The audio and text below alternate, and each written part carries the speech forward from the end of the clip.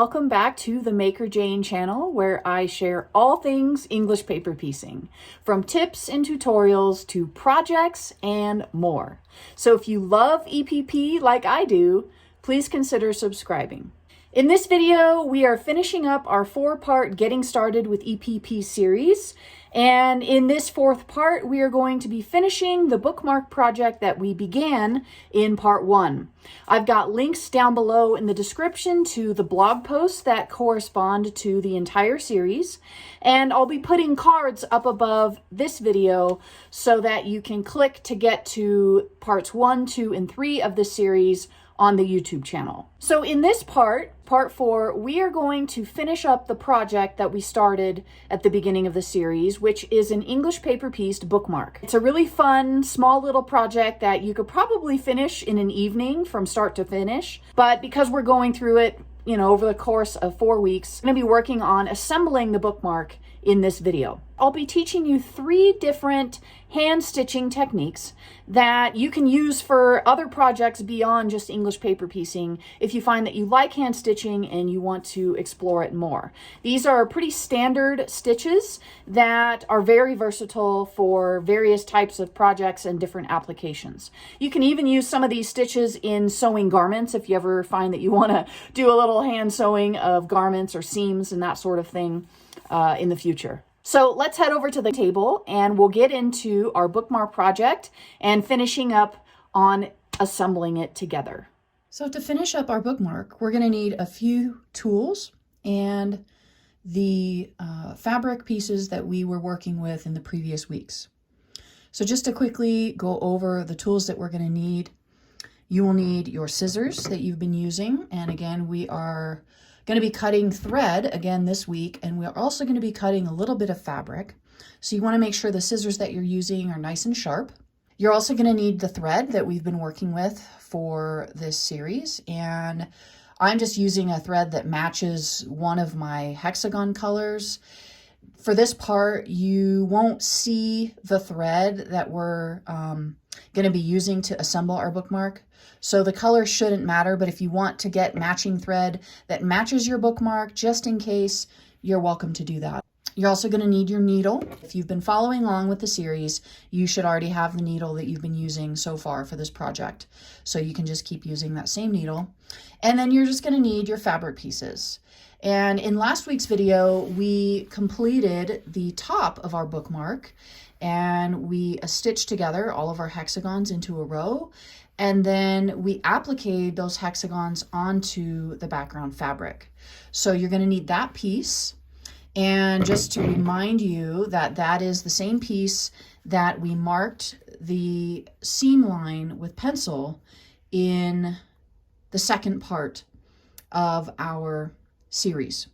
So you'll need that, and then you also need the other piece of background fabric, which is just plain. We haven't stitched anything to it, and we haven't made any markings on it.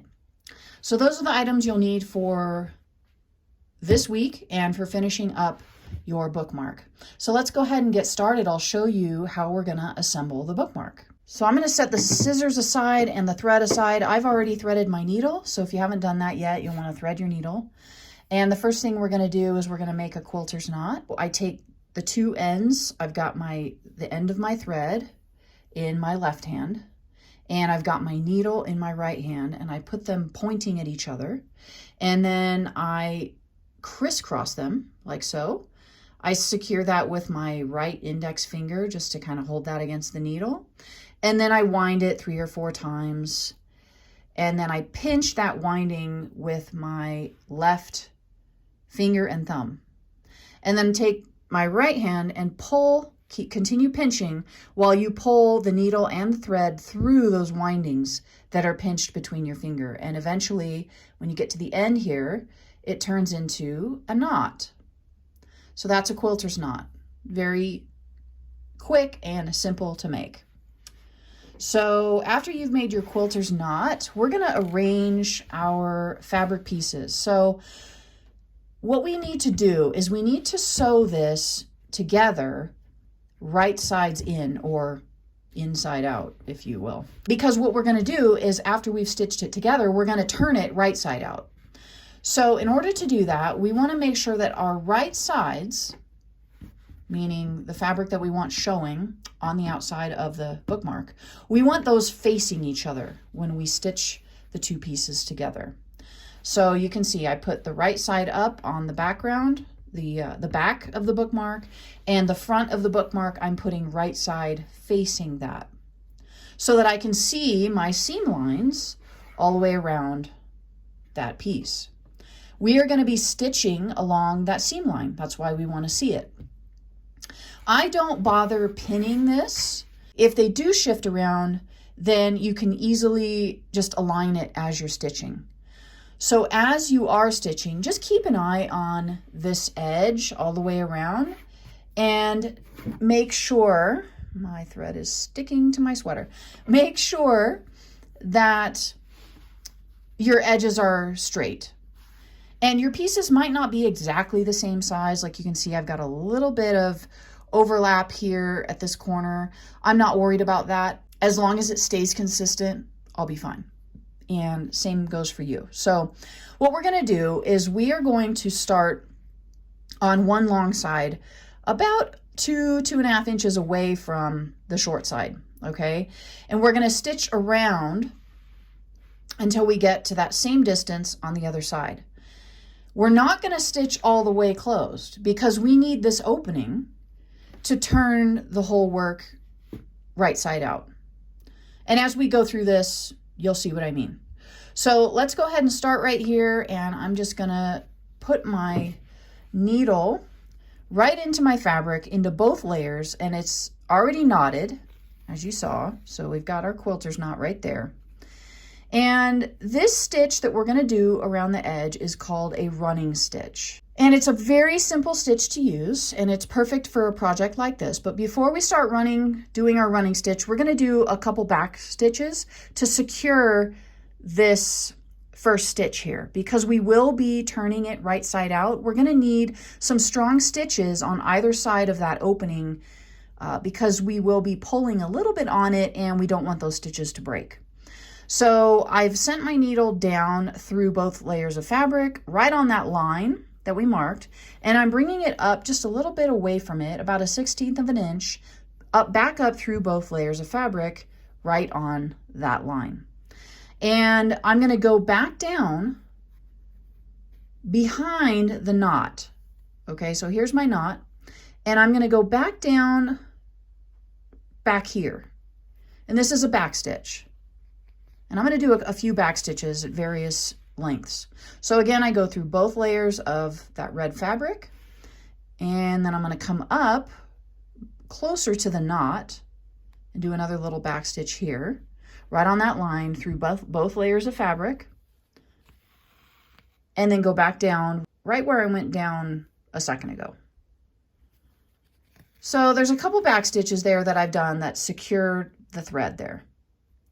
Okay, so now we're going to do the running stitch, and to do that, we can come up. I'm going to come up right where that stitch ends, right there on the line. And now we do the running stitch, and it's helpful to have a longer needle for this stitch because you can put several stitches on your needle at one time, and it makes the process go a little bit quicker. So I'll show you what I mean. We're going to go through both layers of fabric, as you can see. But before I pull it all the way through, I'm actually going to kind of fold the fabric back and use my finger on the back to guide the needle back up through the fabric along that pencil line. And then I'm going to adjust the fabric and bring it towards me a little bit and push the needle down through the fabric along the pencil line. And then back and forth. So I push the fabric back again and come up with the needle on the pencil line. So you can see I've already got 2 stitches on my needle, and I have not pulled the needle through yet. So it makes the running stitch go a little bit faster than if you were to do a single stitch at a time, like I was doing at the very beginning when we did our back stitches. So I'm going to go with that. I've got 3 stitches on my needle. I'm going to go ahead and pull my needle all the way through and my thread. And just pull gently. You don't want to pull too tight because it will start gathering your fabric, and we don't want a gather. We don't want to make ripples. We just want to make a straight, nice, flat stitch. And then you just continue on.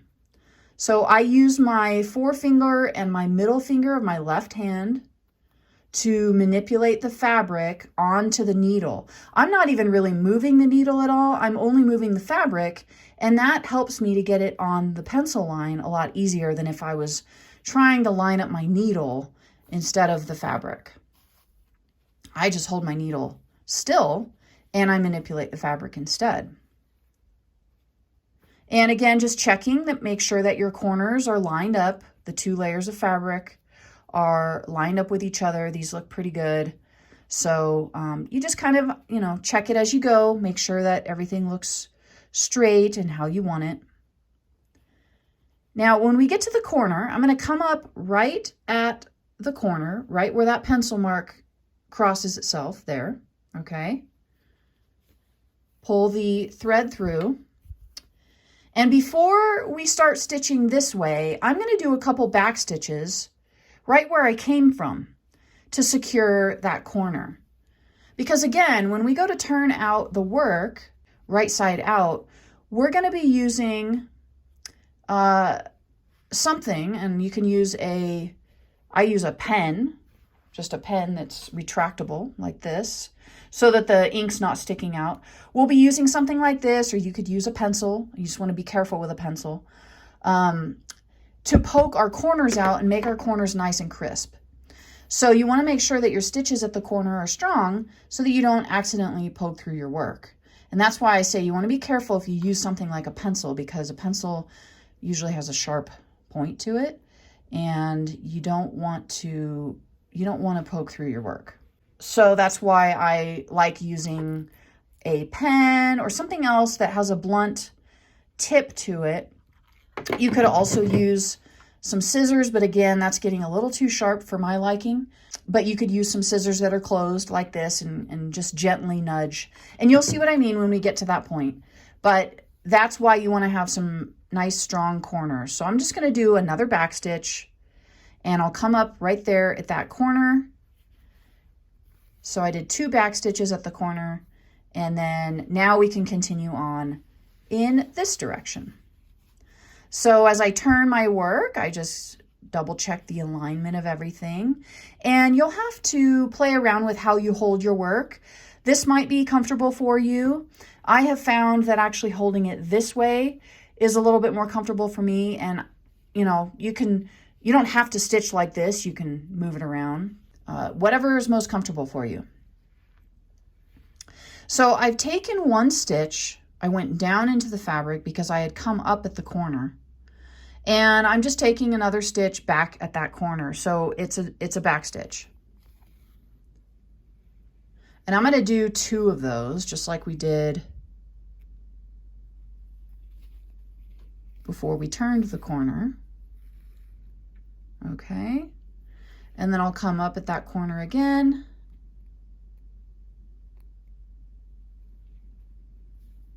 And then I will continue on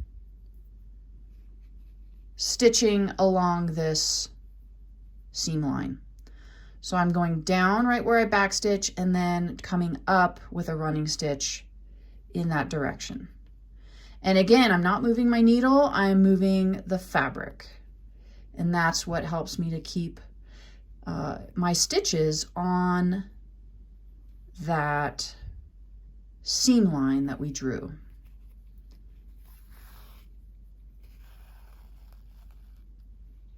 And if you do get some rippling, you can just gently pull those stitches apart. And you do want to make sure that your stitches are tight. So you want to make sure your thread is taut, but you don't want it to bunch up like this. Okay, so just make sure that it's nice and smooth. And continue on with your stitches. And if you want, you can make your stitches smaller than this. I'm making them, you know, about 1/8 of an inch in length.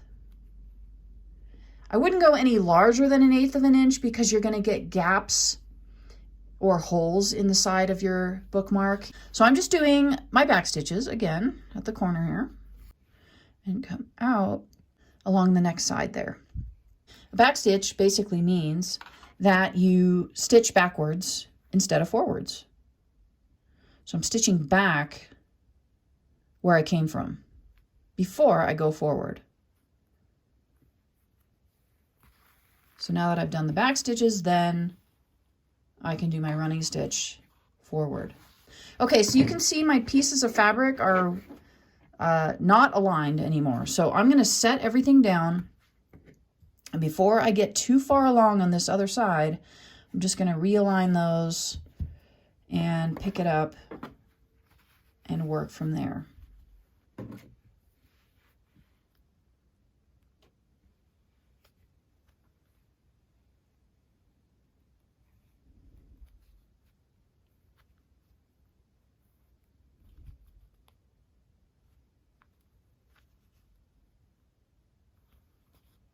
Now the running stitch, I understand, is very similar to sashiko.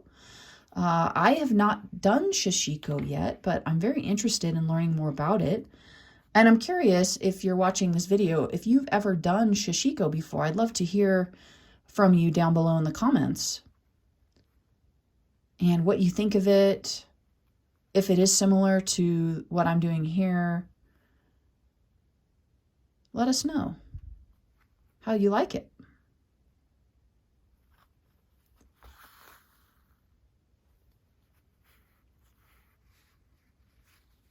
So I'm going to stitch all the way down that side to this corner here.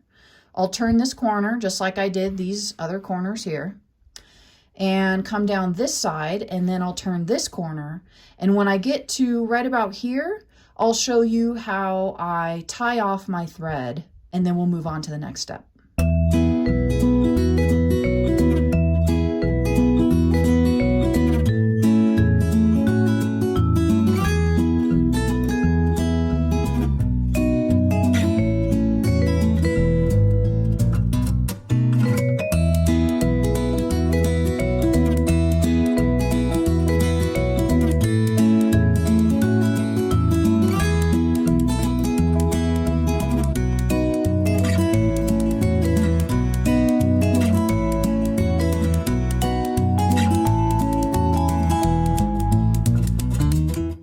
Okay, now that we've reached our point where we want to tie off, let me show you how I do that. So basically, it's very similar to how we started. I'm going to take a few back stitches right here where I left off. So I came up through the fabric, and I'm going to go back from where I came up, and then I'm going to come up again right where the thread's coming up. Okay. So I'll do that a couple times, and that'll be my back stitch.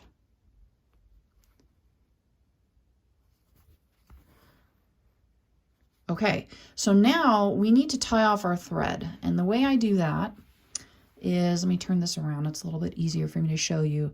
I bury my thread right next to those back stitches, and I make sure to do it in the seam line, because the seam is not going to be seen once we turn our work out. So you're not going to see this part of the fabric. You are going to see this part of the fabric. So I don't want to send my needle and my thread through this side, because it'll be seen, and that's not what we're going for with the bookmark. So I'm going to bury my thread in the seam allowance over here, and I'm only going through the top layer of the seam allowance. I'm not going through the bottom layer. So I bury my thread like so, and then I tie a little knot right here where the thread's coming out. So again, I just pick up a few threads of that top fabric right where that thread's coming out, and before I pull it all the way through, I take my needle through the loop and make a knot, and then I'll do that one more time right at the same spot, making sure to grab the fabric and not just the knot itself with your needle. So tie one more knot, and then you can snip your thread. And again, I leave a little bit of a tail on that thread just so that when it frays, it won't fray all the way up to the knot. Okay, so now that we've got our bookmark pieces sewn together. We are very close to being done. But before we turn this out, right side out, we need to clip our corners. And you want to be very cautious with this. So grab your sharp scissors. And what we're going to do, I'll bring it closer to the camera so you can see. We want to cut as close as we can to that corner where we stitched, but you don't want to cut through the corner. You do not want to cut through the threads, and you don't want to cut too close to where the fabric itself would start unraveling. So we're just going to cut the corner here, and I'm going to come a couple of threads away from the corner stitches.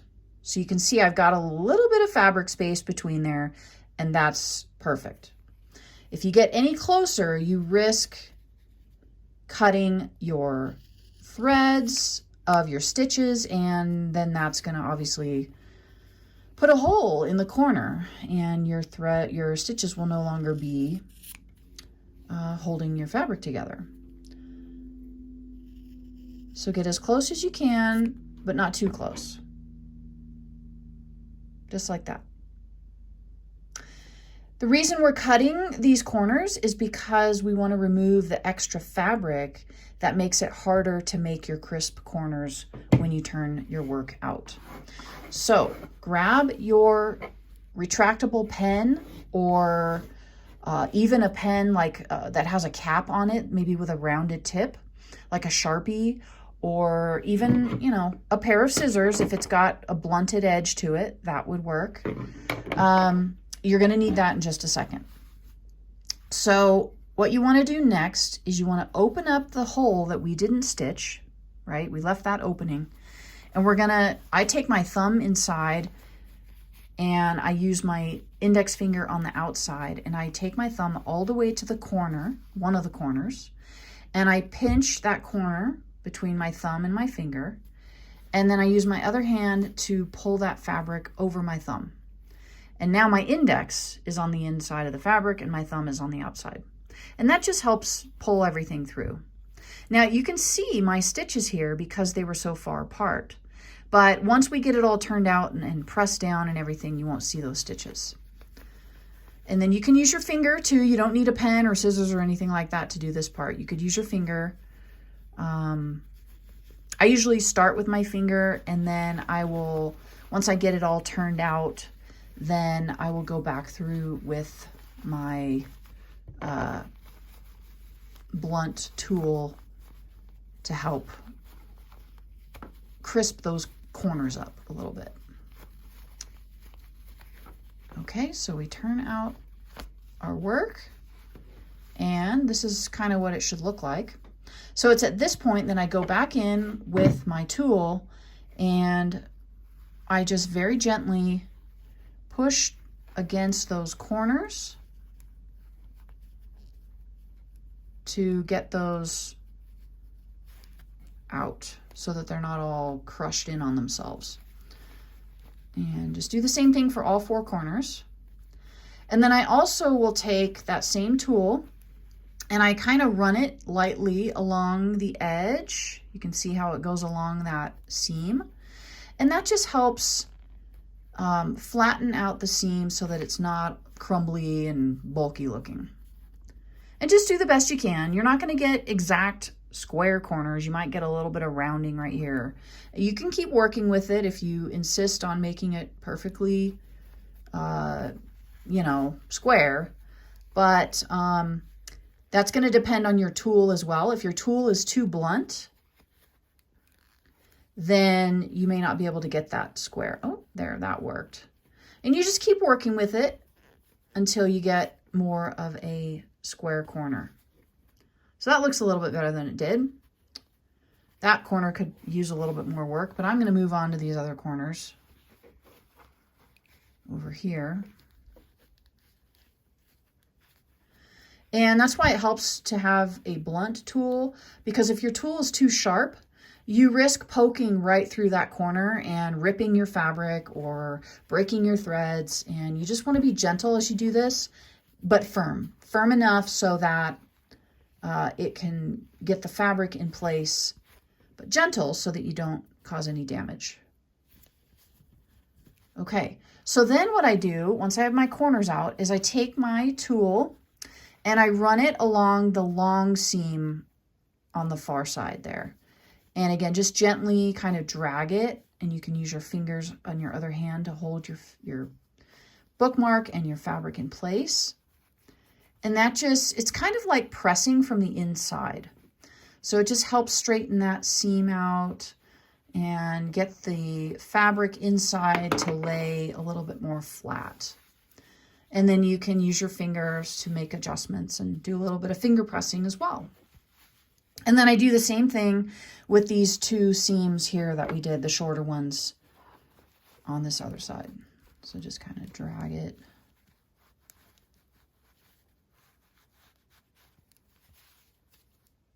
And then do the other side. Okay, and so this last part is the last part. We are almost done. We're going to learn one more stitch. We're going to close this up, and then you can finger press the whole thing with your hands if you want. You could even use an iron and press it if you have an iron. You don't need one, but you could use one. Your book, if you use it as a bookmark, which is what we're making, once you put it in your book, that's going to actually act kind of like a pressing tool as well. So you really don't need an iron for this because it's going to be pressed between the pages of your book or whoever's book you decide to give your bookmark to. So what I like to do for this seam here, before we start stitching, I lay it down on the table, and I'll do it this way so you can see it. And I just kind of gently fold in those seam allowances that aren't sewn together yet. Sometimes they might be, you know, out like that. So you just want to lay them flat so that they meet. Okay. And then you can press with your hands, make any adjustments you need to. If they're misaligned or something, you can look at it from above like so, and, you know, check and make sure everything's straight. You don't have any weird wonky curves. Like there's a little bit of a curve there, but that's not a big deal. Sometimes you'll have big sections of it sticking out. So just make adjustments as you need to and finger press it in place so that it makes a nice crisp edge, because you want a crisp edge that you can stitch against. Okay, I'm just kind of pressing the whole thing. So the next thing we want to do is we want to pick up our needle and thread again. If you need to rethread your needle, now's a good time to do that. If you don't think you have enough thread on your needle, I think I have enough thread, so I'm going to go ahead and stick with this. But you want to put another quilter's knot in your thread, so we're going to do the same thing we did before. Do a few windings around the needle, pinch that needle and the windings with your other hand, and then pull the needle through with your other hand. And then you should have your knot. So I like to start on the left-hand side because it's just easier for me to hold it with my left and look and see what I'm doing. We want to bury the thread inside the bookmark. And we want to go through the seam, but we don't want to puncture through the back of the work like that. We don't want to do that. We're just skimming the surface of this little piece of seam fabric right here. It helps to try to keep the fabric flat rather than pushing up with it and making it curve. If you make it curve, you're more likely to catch the fabric you don't want to catch. So when it's flat, it's easier to skim, and you can see that worked pretty well when I kept it flat. I didn't catch any of that outside fabric, which is exactly what we want. So bury your thread, pull all the way through to the knot, and then I close up that seam so that my thread tail is inside. And I like to come on the other side of where we knotted our stitches before. And that just does a little bit of an overlap of your stitches, and it secures that area even better. Okay, so the way to do that is I just take my needle and I send it into that fabric. Again, I don't go through the back. I'm only skimming the surface, and I bring it a little bit farther back. So my stitches ended here, and I'm going to bring my thread back to here, and then I'm going to start stitching in the other direction. So once you do that, then what I do is I just try to, inside of these two folds right here, just grab a little bit of fabric and make a knot like we have before using our loop method. And then flip the work over, because now we're going to stitch in this direction and we're going to stitch this closed. And we're going to use what's called a ladder stitch. And I'll show you what that is now. The ladder stitch looks like its name. Okay, so what we're going to do is we're going to take our first stitch on the opposite side of where we just knotted. And we're going to only pick up about 1/8 or maybe even 1/16 of an inch of fabric. And we are only picking up the very edge of the fabric. We're not going through to the other side. Okay, you can see that. You're only picking up the very ridge of the fold of that fabric. Okay, so you pick up the fabric and then you take your needle to the opposite side, right where that thread came out. You take it to the opposite side and you do the same thing, and you pick up some fabric and you head forward from there, trying to stay right on the ridge of those folds. Okay, and then you just continue on. So now I'm going to flip over to the other side here, send my needle in and skim the surface right under that ridge, pick up some fabric and pull my thread through. And you can see that it's making this stitch jump from one side to the next, and then in the next stitch it's going to jump from this side to the next. And as you pull your stitches tight, it makes that little jump almost invisible. It's a great way to close up seams on a project like this, or if you were making a stuffed animal.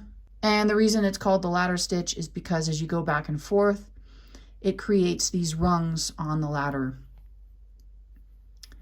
which I will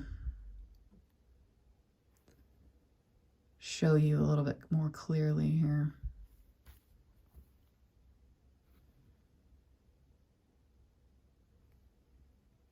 So I'm not pulling it all the way through, and you can see now I've got these horizontal stitches that kind of look like a ladder going along the seam.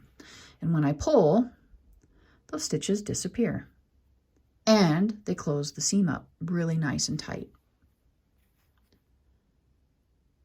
So do your ladder stitch all the way to the other side, and you're going to go past the stitching on the other side, just like we started on this side. You're going to go just maybe one stitch past where you've got your stitching ending over here from the stitching you did before. And then I'll show you how to knot your work.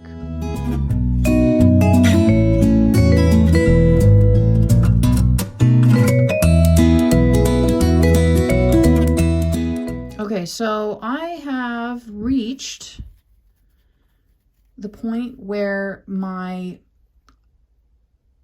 running stitches were knotted off, and I can tell because my fabric isn't pulling apart anymore. So there are stitches here holding this together. So I'm going to take one more stitch and then I'm going to knot off my thread. And the way I do that is I pick up just a little bit of fabric from the other side of, from what I just came up. So just a couple threads, as you can see, and I loop through. So I go through the loop with my needle, and you can do one or two of those. So I'll just do another one real quick. Just make sure you're picking up just a couple threads of the fabric.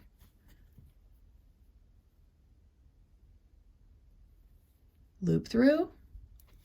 And then what I like to do is take my needle right between those two fabrics, right into the seam, directly in, and then I come out the back of the work. You don't want to come out the front, just come out the back and pull your thread all the way through, give it a little tug, and then I pull just a little bit and snip, and then it will pull that thread back inside, and then you won't see that tail. And the knot is barely visible. So there you have it. We've got our bookmark done.